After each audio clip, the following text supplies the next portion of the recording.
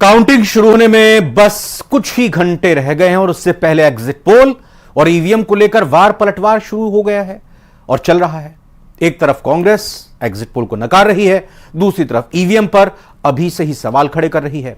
दिग्विजय सिंह कांग्रेस के नेता हैं, पूर्व मुख्यमंत्री भी हैं मध्य प्रदेश के।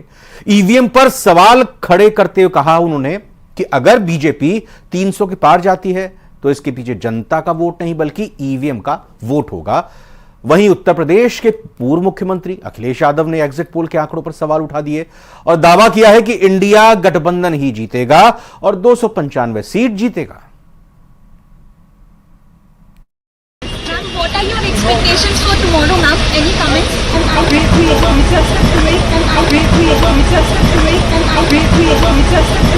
जनता का वोट अगर पड़ा है तो इनको बहुमत नहीं मिल रहा है और जो कांग्रेस पार्टी ने 295 का फिगर दिया है वो सही है। और उसके बाद यदि 300 पार तो वो जनता का वोट नहीं है, वो ईवीएम मशीन का वोट है। हमारा एग्जिट पोल ये कहता है कि सबसे ज्यादा सीटें इंडिया गठबंधन उत्तर प्रदेश में जीतेगा। मैंने अपना इंटरनल भी सर्वे कराया है और वो भी बहुत बढ़ चढ़ के बता रहा है। बिल्कुल सही बात है। लगातार सभी इंडिया गठबंधन दल के नेता, इंडिया गठबंधन के दल ये मांग करते रहे हैं चुनाव आयोग से कि जिस तरह से चुनाव आयोग की विश्वसनीयता पर सवाल खड़े हो रहे हैं, उनकी जिम्मेवारी जवाबदेही बनती है कि निष्पक्ष तरीके से मतगणना का कार्य कराएं और कहीं कोई इसमें गड़बड़ी ना हो, इसका ध्यान रखें। और मतगणना से पहले विपक्ष ने ईवीएम पर सवाल उठाए तो इसका जवाब बीजेपी के मंत्री या कहेंगे सरकार के मंत्री और बीजेपी के नेताओं ने दिया। केंद्रीय मंत्री नित्यानंद राय ने इसे विपक्ष की हार का एक बहाना बताया है। आइए उनको भी सुनते हैं। जब बिल्ली खिसियाती है ना तो खंबा नोचने लगती है।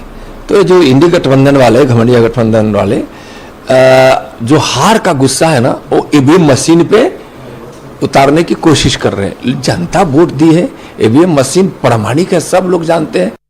ये 2004, 2009 उसमें तो एग्जिट पोल की बहुत तारीफ करते थे ना यही लोग। आज एग्जिट पोल अगर मोदी जी को तीसरी बार प्रधानमंत्री बनाने की रुझान दिखा रहा है तो उनकी आलोचना नहीं करनी चाहिए। पहले तो उन्होंने शायद बहिष्कार ही किया कि हम एग्जिट पोल की जो चर्चा होगी उसमें भाग ही नहीं लेंगे। बाद में आलोचना हुई कि सोशल मीडिया पे तो उन्होंने निर्णय किया। तो वो तो दुविधा में है, वो कोई निर्णय करने की स्थिति में नहीं है कि हमें क्या करना है आगे। और ठीकरा फोड़ना चाहते हैं क्योंकि 4 जून को रिजल्ट आएंगे, निश्चित रूप से नरेंद्र मोदी जी प्रधानमंत्री बनेंगे। परिणाम आने से पहले ही रोना रोने लगे। वो कभी ईवीएम का रोना रोते हैं, कभी निर्वाचन आयोग का रोना रोते हैं, कभी डीएम का रोना शुरू हुआ है। और निश्चित रूप से प्रत्याशित ही था कि ये लोग जब हार की हताशा में डूबेंगे उसके बाद जो परिणाम आएंगे तो ये लोग ईवीएम पे टीकरा फोड़ेंगे, निर्वाचन आयोग पे टीकरा फोड़ेंगे और या डीएम पे प्रशासनिक अधिकारियों पे टीकरा फोड़ेंगे। ये बिल्कुल स्वाभाविक है, उनकी पूरा मनगढ़ंत बातें हैं। अब विलंब के ही कारण कीजिए, अब तो 4 जून को रिजल्ट ही आ जाएगा। तो इतना बेचैन क्यों है माननीय जयराम रमेश जी? तो उनका 295 प्लस का कहां से सर्वे रिपोर्ट आया? माननीय तेजस्वी यादव कहते हैं कि जनता का सर्वे है ये। तो जनता का सर्वे कैसे होता है? ये तकनीक तो कम से कम बता दीजिए।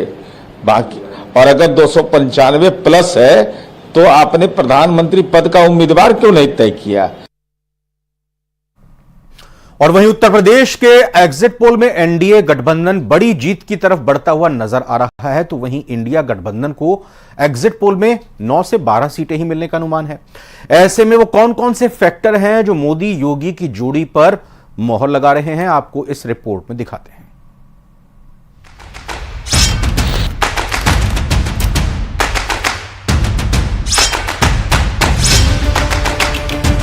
अगर एग्जिट पोल का नंबर परिणाम में बदल जाए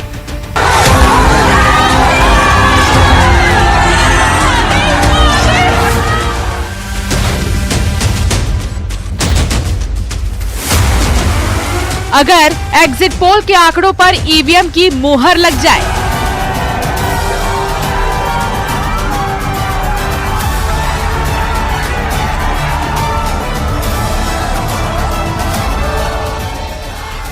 बार फिर मोदी योगी का जादू उत्तर प्रदेश में हमेशा हमेशा के लिए अजय अमर हो जाएगा, क्योंकि एग्जिट पोल के मुताबिक यूपी में एनडीए को 68 से 71 सीट का अनुमान है, इंडिया गठबंधन को 9 से 12 सीट का अनुमान है, बीएसपी को एक भी सीट नहीं मिलने का अनुमान है। तो पहला और सबसे बड़ा सवाल यही है, मायावती ने विपक्ष का कितना नुकसान किया? मायावती का वोट बैंक कहां शिफ्ट हो रहा है? क्योंकि बीजेपी उत्तर प्रदेश में एग्जिट पोल से बेहतर परिणाम की उम्मीद लगा रही है, तो विपक्ष अब भी एग्जिट पोल को हजम नहीं कर पा रहा है।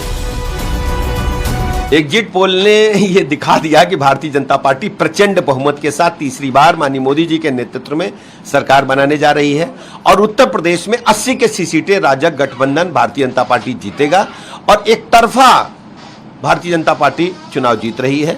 माननीय मोदी जी की गरीब कल्याण योजना जन जन में पहुंची है और दूसरी तरफ समाजवादी पार्टी कांग्रेस के गठबंधन को जनता ने बुरी तरह नकार दिया है। समाजवादी पार्टी की गुंडई राजकता चुनाव में भी खुलेआम दिखी। आप ग्राउंड रियलिटी में जब जाएंगे, जनता के बीच में जाएंगे, तो आपको असलियत पता चलेगा।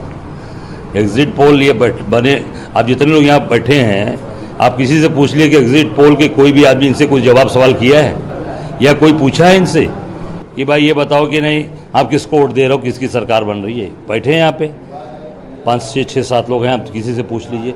तो घर में बैठे मनगढ़ंत आप तय कर दीजिए।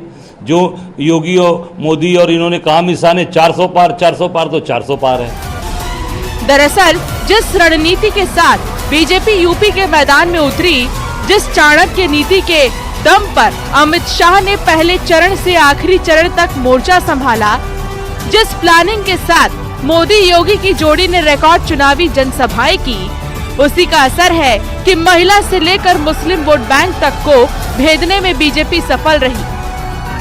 आज हम लोगों ने मोदी जी के लिए दुआएं मांगी हैं, नमाजें अदा किया है कि नमाज पढ़ के हम लोग जितनी मुसलमान महिलाएं हैं सब लोग ने दुआ किया है कि नमाज पढ़ के कि तीसरी मर्तबा प्रधानमंत्री मोदी जी फिर से बने। सब लोग मिलकर मोदी जी के लिए दुआ किए हैं कि मोदी सरकार फिर से आए। हम लोग चाहते हैं कि वो आके फिर से इससे अच्छा और ज़्यादा काम करें। हालांकि एग्जिट पोल के मुताबिक राम मंदिर, मुस्लिम आरक्षण जैसे मुद्दे भी चुनावी रण में अहम साबित हुए। तभी तो बीजेपी 2014 और 2019 के परिणाम से कहीं आगे निकल रही है, लेकिन विपक्ष को एग्जिट पोल का नंबर अब भी कबूल नहीं। मैं समझती हूँ कि इसमें कोई अतिशयोक्ति नहीं है कि 4 जून को जो रिजल्ट आएंगे वह प्रचंड बहुमत भारतीय जनता पार्टी की सरकार बनने जा रही है और आदरणीय प्रधानमंत्री तिबारा प्रधानमंत्री बनेंगे। विपक्ष को यह पप्पू मेकिंग बंद कर देनी चाहिए और विपक्ष को यह जानना चाहिए that India is a democratic country. हम एक लोकतांत्रिक देश हैं और मीडिया के बारे में इस प्रकार की बात कहना भी मुझे लगता है गुनाह है। ये मनोवैज्ञानिक बना रहे हैं। देखिए, हमारा कार्यकर्ता मजबूती के साथ अपनी ड्यूटी पर रहेगा और कहीं पर भी बेईमानी नहीं होने दी जाएगी और इंडिया गठबंधन और समाजवादी पार्टी सरकार बनाएगी। तो क्या यूपी में एक बार फिर मोदी योगी का जादू चल गया? एग्जिट पोल में यूपी में बीजेपी की बड़ी जीत का फैक्टर क्या है? आखिर कैसे एक बार फिर हाथ और साइकिल का साथ कमजोर पड़ने लगा? अब इन सारे सवालों का जवाब 4 जून को मिलेगा। Bureau report, news 18।